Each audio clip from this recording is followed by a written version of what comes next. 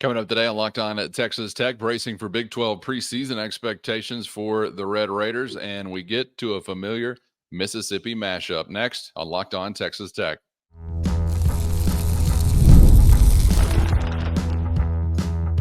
You are Locked On Texas Tech, your daily podcast on the Texas Tech Red Raiders. Part of the Locked On Podcast Network, your team every day. Great to be with you again on Locked On Texas Tech on the Locked On Podcast Network, your team every day, always free and available on YouTube or anywhere you get podcasts with the only Chris Level.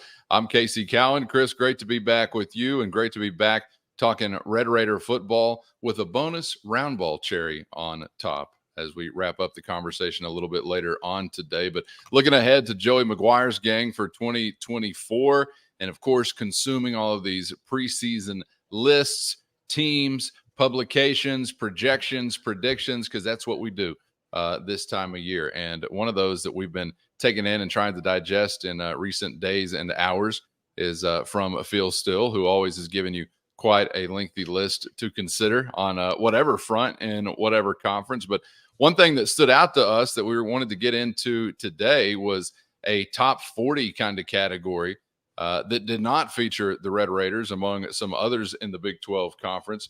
Whether it takes you by surprise or not is, I guess, up to you. But Texas Tech, Central Florida, Texas Christian, Colorado, some intriguing programs and or teams there on that list that do not wind up in a top 40 category out of the Big 12 conference. I'll give you the ones that did. Number 8 on his list nationally, Utah. That leads the way in the conference. Elsewhere in the Big 12, it goes Oklahoma State at 15, K-State, Iowa State 23-29, Arizona, West Virginia, Kansas 30 through 37. And I know you and I have kind of talked about the Big 12 is going to have quite a collection there, say 20 to 40-ish on some of these lists whenever you're talking about the national landscape. But to not see Texas Tech there, Chris, are you surprised by that? Do you think that the Red Raiders have got to go earn everything back after a bit of a disappointment given preseason projections last year? How did this sit with you, and where does it kind of land on the scale for you? I mean, it bothers me. That doesn't mean I don't like understand. I mean, I get it, I guess.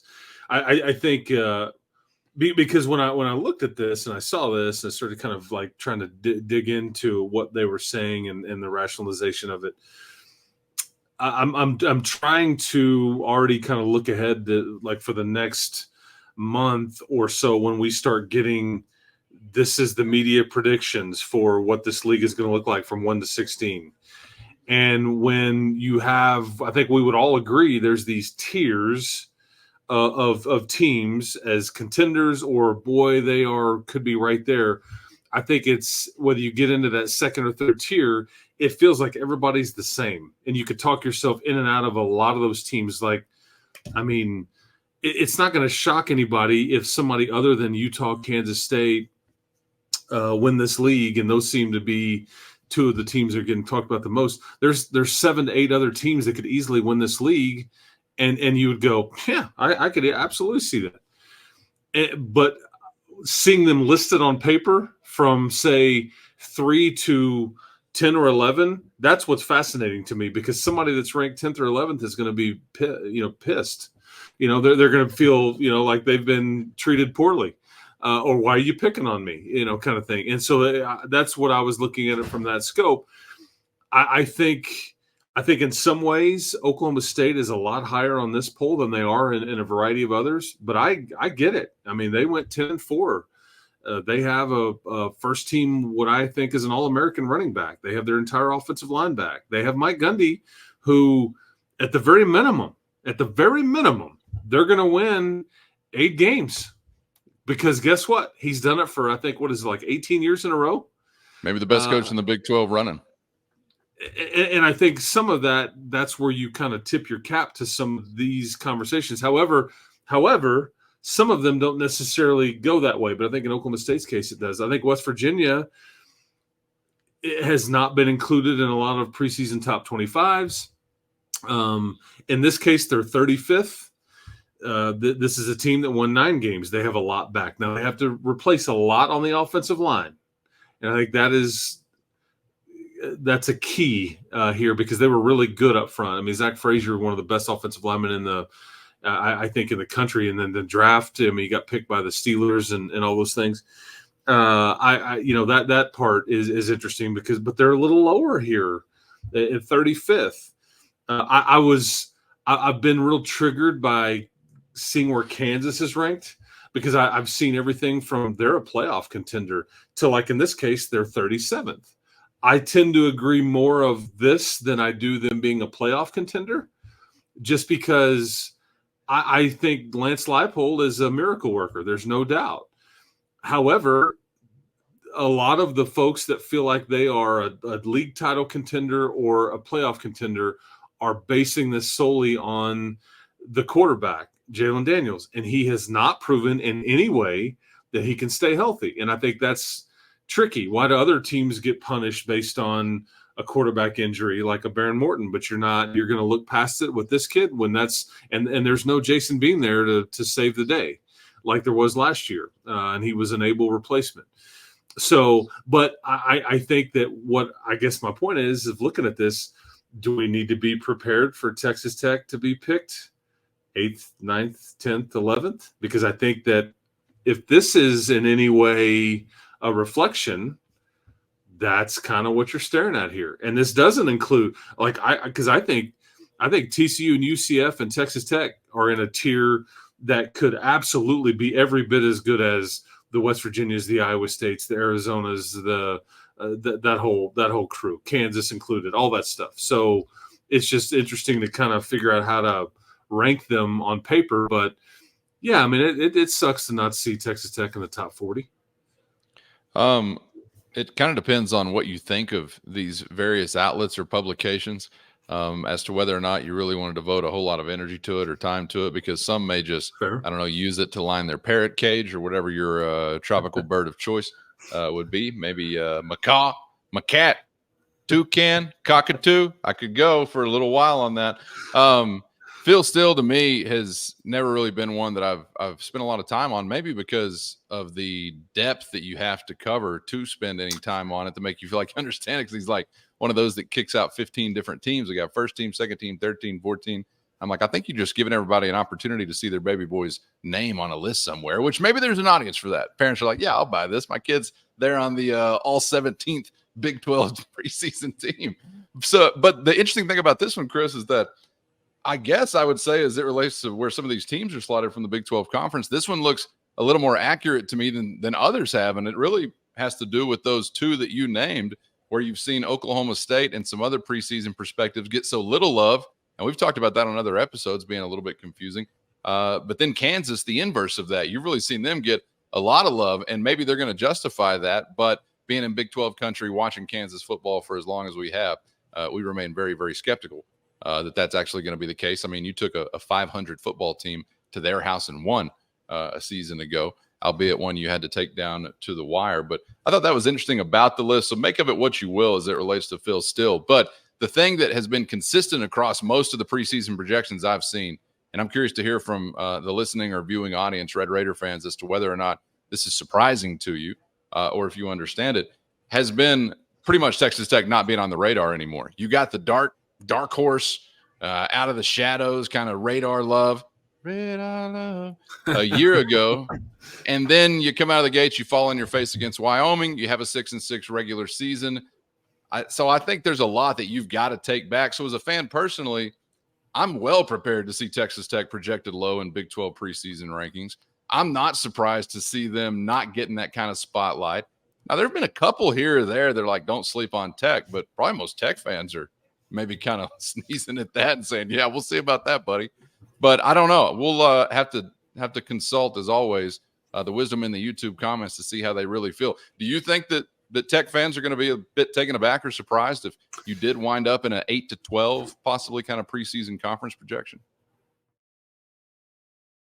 Today's episode brought to you by eBay Motors, and eBay Motors has everything you need to maintain your vehicle and keep that ride or die ride on the road, or elevate your car's game to the next level of performance. Superchargers, exhaust kits, LED headlights, roof racks, and accessories of all kinds to fit your style. Whether it's power, speed, or design you're into, eBay Motors has you covered with over 122 million parts to perfectly fit what you need. Just head over to ebay.com/motors now, where you'll always find exactly what you're looking for, and at no risk because of eBay's guaranteed fit. Your part is guaranteed to fit just right every time, or your money back, keeping you burning rubber and not burning cash. With all the parts you need at the prices you want, it's easy to keep your ride or die on the road and moving your life forward at ebay.com/motors. eBay guaranteed fit, only available to U.S. customers, eligible items only, exclusions do apply.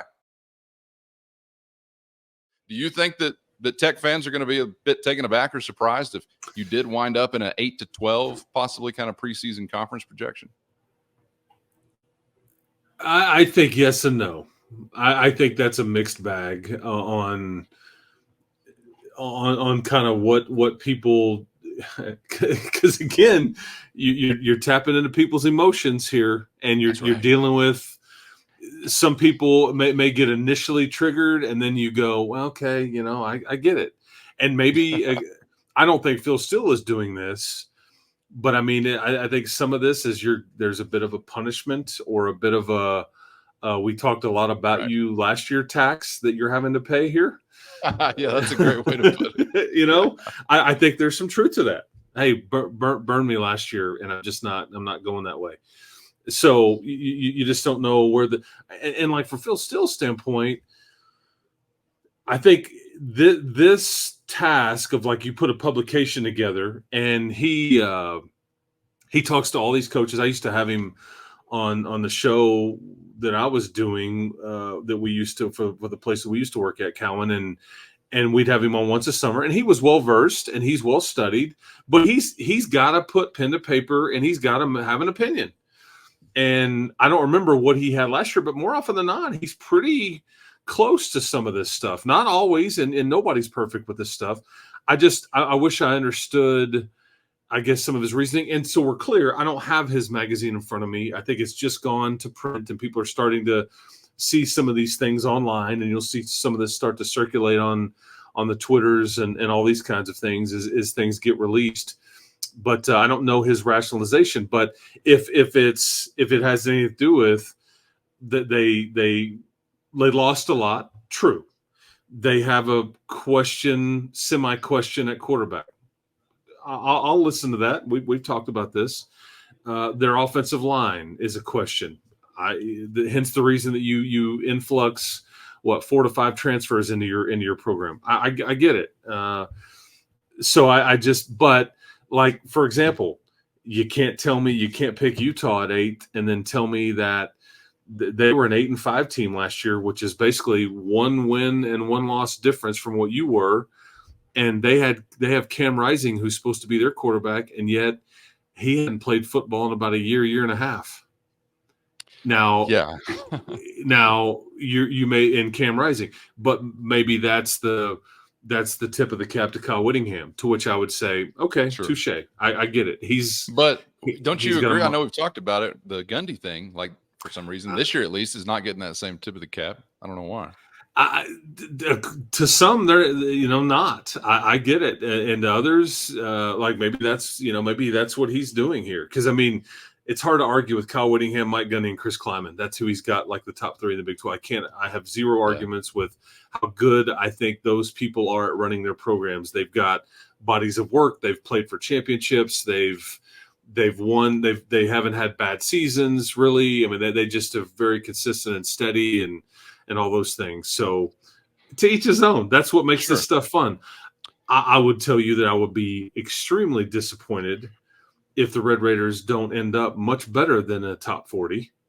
I think that's what we would all agree. But going into it, I grasp it. I get it. Yeah. I comprehend it. It doesn't mean I like it, or I wish it was the other way. I wish you were Utah and people were going, yeah, they don't deserve to be there. That's always the fun when you're ranked high and you feel like you've earned the right, and people are having an issue. And I remember those people having issue with how much you were talked about last year. And guess what? Maybe they were right. Yeah. I don't know. Doubt. Yeah. I learned another thing. There is an actual Phil Steele. There's a man named Phil Steele Yes. that's still living, and like, Uh-huh. I gotta tell you, I didn't know that. And he watches. I think that on Saturday afternoons he watches like 9 to 12 games simultaneously. They log this How many stuff. eyes does he have? Yeah, exactly. He does. He'll talk to Joey. He used to talk to Cliff and Coach Wells and all that. And I think all the coaching industry well aware. And he's just always done this magazine. But I do think it's trickier to do a publication now in the portal era than ever before, because I think ultimately there's a total, I don't know. Yeah. I mean, when I and I don't mean to be real irritated here, but when I see that there's some all Big 12 teams going and there's a first, second, and third or fourth team, if you're trying to tell me that Josh Kelly's not on one of those top 4 teams of the Big 12, come on, Phil. That's what he's trying to tell you. You don't kid a kidder now, Phil. I mean, because I don't know if you did your homework, and I feel like you do try, but I'm sorry. He's a first or second teamer at no worse in this league, and I know that the best receiver in the country plays for Arizona, but Josh Kelly is amongst the top, 6 to 8 to 10 receivers in this conference, without a doubt. I get the difficulty with the transfer aspect, though, because there will be some that were productive that the change of scenery does not benefit, and they'll be less productive. And then there will be some who weren't productive that the change of scenery did wonders for them, and they will be more productive. And how that impacts those teams obviously remains to be seen. But I think that is, as you described there, a different component than it's an unnowne. Than used to be there in place. Yep. Yeah. I'll be damned. Next thing you're going to tell me there's a Dave Campbell out there somewhere. Well, R.I.P. R.I.P. That's what I thought. Okay. Yeah, I thought Phil Steele was maybe just a pseudonym for an adult film star at one point in time. He's like, let's turn it into a football magazine. And I think he's a very nice man. He has watched the spring game broadcasts that I've been a part of before, and he will send me a text message and say, "Man, enjoyed the deal." But my man Phil, he does have a mustache. Let's go, Phil. So he's channeling your 70s kind of stereotype there, but no, I think he's good people. It's kind of a family business, actually. So there's a Phyllis possibly involved as well. Sounds like possibly a Duke Silver situation, but that's a conversation for another day. Before we leave this part of it, Chris, I will say this. I think if Texas Tech goes into the year as I expect, with no just benefit of the doubt given or anything like that, which is fine. I really feel like they could be, if everything went swimmingly and you're winning games to start the year, you could be like a 4-0, 5-0 team, not in the top 25, because I don't really see through your non-conference stretch with a road game at Washington State, North Texas at home, and then the opener to the Big 12, Arizona State, not much expected of them. Cincinnati, I mean, you guys get the context of those matchups with all due respect. And then what? You got the Wildcats of Arizona. Have they kept up some of their preseason benefit of the doubt to that point in the year? I don't know. And I hope we're in that situation. I'd love to be 5-0 and unranked. Would love to be I'd love to be 5-0 and anything. But wouldn't you agree? I think it'll take some time, really, barring some surprises from opponents, even if Tech has success, to really earn, some share of the spotlight, so to speak. Yeah, and keep in mind, polls or a publication like this is a preseason glimpse. We all know that 2 weeks into September, I mean, look at Texas Tech last year. Prime example, it's like you go to Wyoming, you come home to Oregon, and you're sitting there at 0-2, and you're like, everything that we hoped and dreamed of is just shattered. There's glass all over the floor. It had changed drastically. Your fortunes can change the other way just as quickly. So we could look at a Phil Steele glimpse of things in mid-September, mid-October, and it could look drastically different. And I think you and I are basically what you're saying is we hoping that it absolutely will. And you have a very favorable, it's not easy by any means, but it's a favorable schedule based on where these games are located. So I think that is certainly something that could absolutely change in your favor, and I expect it to, actually. Much like standard operating procedure for Texas Tech on all athletics fronts, everything must be taken. Nothing will be given, and they'll hold on even a little tighter to it if you get off to a successful start this year, probably because of what you didn't do last year as far as living up to some of that preseason expectation. But right or wrong, by the time November gets here, we'll know who is who and what is what. And hopefully we're talking about the Red Raiders in glowing terms by that point in the season. Chris, let's switch gears before we get out of here, because I want to get to the hardwood for a match made in hell. I mean, Oxford, Mississippi. That's what I meant to say. Because this is news in Oxford and news in, I guess, Lubbock, Texas. This is news in Oxford and news in, I guess, Lubbock, Texas, and maybe that's about it. An assistant coach hire doesn't typically get a ton of attention nationally, but Chris Beard and Mark Adams are nestled in the same tree once again, and this has got some attention here in the 806, man. How'd this news strike you this week?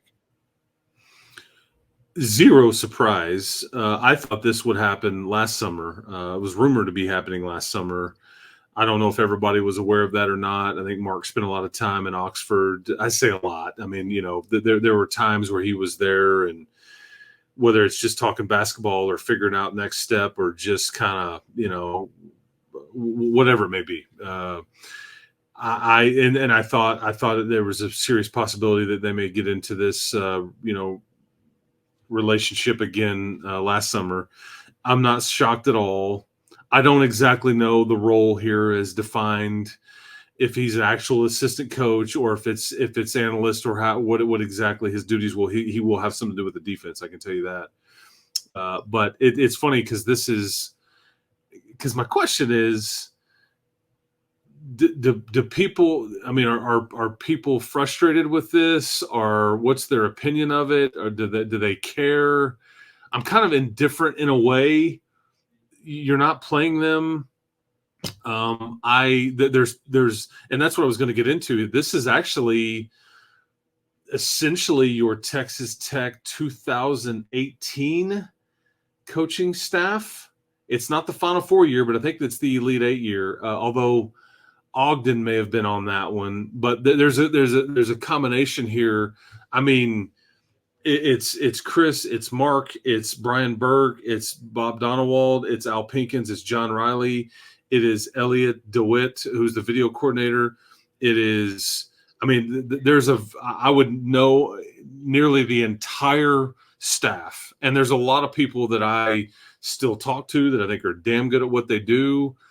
It's kind of, and yet, am I envious or jealous? I mean, in some ways, I guess yes, because it'd be fun to be around those people, because it worked damn well together the last time they were all together when they were here. Okay, and that part, I'm like, hell yeah, man, let's roll. But do I think you have quality, a great fit here right now? Absolutely. But I just know that I've been asked about this a lot. I've gotten a lot of text messages. It has elicited opinions from folks, and I gather that people feel like in some way duped, or feel like, I mean, what's going on? You know, like, how dare they get back together? Well, they're not working for you. They need, I mean, they're trying to be gainfully employed. I don't know, but I appreciate the passion that fans still have toward. I gather there's a lot of Red Raider hate toward Ole Miss, even though they're not in your league. You're not playing them. They're not on your schedule. Anyway, the whole thing is pretty funny to me. We definitely need to get them on the schedule. I'll take any opportunity to spank Chris Beard. No question about that. I had much more positive feelings for Mark Adams going back decades, for things well beyond basketball. So, you know, as far as a rooting interest is concerned, I'm not rooting for Ole Miss to be successful, but there's a difference to me between rooting for or against Chris Beard and rooting for or against Mark Adams. But Chris Beard did us dirty, and then he got done dirty, and then did somebody else dirty, and then everybody just felt dirty at the end of the day. So I got no rooting interest for Chris Beard. I'm pretty much just apathetic to the situation, because I certainly don't wish them back. I wish that success back, Chris, but I mean, you know as well as anyone, and it wasn't you that was telling me this, but there were several within that program at that time and around that program very, very closely at that time, that while you were having a lot of success on the hardwood, obviously went to a national championship game. I was told in one way or another multiple times that we didn't know how this would come to an end as far as the Beard era would, but it would be like the Hindenburg, whether self-destruction or whatever it might have been. Now, we didn't quite see the destruction here in Lubbock, but it was still a salacious ending to the relationship. So there was a lot of that volatility that when it was over, even before he flamed out in Austin of his own volition, that I was somewhat glad to be rid of. I guess if that makes sense. It's kind of hard to say, and I don't want to sound like a dude that wants, the chick leaves. I'm like, she's a dog anyway. And then I'm thinking, wait, that makes me look terrible. So why would I say that? No, I liked the success, but just like I do, there was volatility that came with the climate around that program, or any program, I think, under Chris Beard. I love the spot we're in now. I will not be rooting for Ole Miss, but I don't feel in any way, shape, or form like, as a Tech fan, we're missing out on something, or that I wish that collection would just be back in place if I could flip a switch and have them here today. I'll be curious to hear from the viewers and the listeners on that. But I know you remember some of the volatility and just unexpected nature of the Chris Beard era in Lubbock. Yeah, I think, look, you're not getting fireside chats now. There may not be a lot of the entertainment value. Grant's not going to sit Indian style on the court and get teed up, and there's not a lot of those antics and all that. I think he just kind of stays on brand and like coaches ball, and like it's there's not some of the bells and whistles maybe that people miss about Chris, but also I think to your point, people just really want to win at the end of the day. But to your point, because I think Grant is very well thought of and all classy, and they've shown the ability to recruit. They've certainly shown the ability to win. And I think with Chris, it was, he would just tell you all the time, that everything has a shelf life. And he wherever he's at, he pushes really hard. And at some point, I think he tries to seek a new challenge, and he won't be at Ole Miss for very long. This is what he's never been anywhere for very long. The longest he's ever been was at Texas Tech as an assistant. Mm-hmm. That's really his longest stint, and everything else has been 2 to 3 to 4 year stints. I expect him to have success in the SEC. He will win. There's no doubt. They're not doing it like they want to this point. They've loaded up in the point, and I don't mean to get into Ole Miss's business here, because I'm like you. They're on the periphery. I'll pay attention because I know a lot of those guys, and I think there's some quality people on that staff. Like I said, and I see and have talked to some of them recently, as a matter of fact. I wouldn't. I think you're in a great spot here. I'll just leave it at that, and you'll be just fine. But it does. I think that time period was extremely emotional for a lot of people. If you want to relive that, go find the YouTube of the game when the Horns came back here for the very first time, in one of the most incredible sporting environments that I will ever have the privilege to be in any level, past, present, future, whatever. It was one of the wildest scenes I have ever, and any of us will ever be a part of. And I don't care when you were there. It was just because you can't recreate that kind of emotion. It just doesn't. People felt. They felt a certain kind of way, and they expressed it. And even so much as going to Austin and taking over the drum, which now doesn't exist anymore. So and spanked him twice. Let's not forget what the scoreboard said as well. That's right. And now those two coaches, and they were never not friends. They still were talking all throughout those processes, but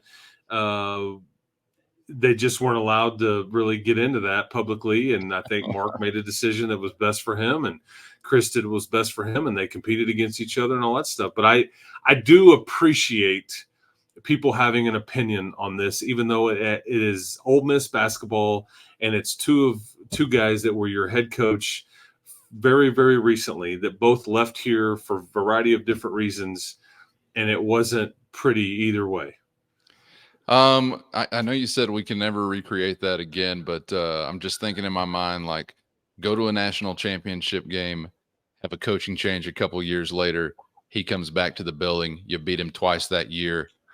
I'm kind of down to try it, honestly. If it comes with a national championship game, regardless of what happens on the other side of that, I may be down to try that. So there's an idea for Grant McCasland, though. Let's just work on the national championship game first. Right. Let's get focused in on that. All right. Would love to hear from you guys on all of the above, as always. Appreciate those who are diving into the YouTube comments and helping us grow the show. And the best way to do so is to comment anything below. So thanks for doing that. Chris, appreciate your time as always, man. Enjoyed it.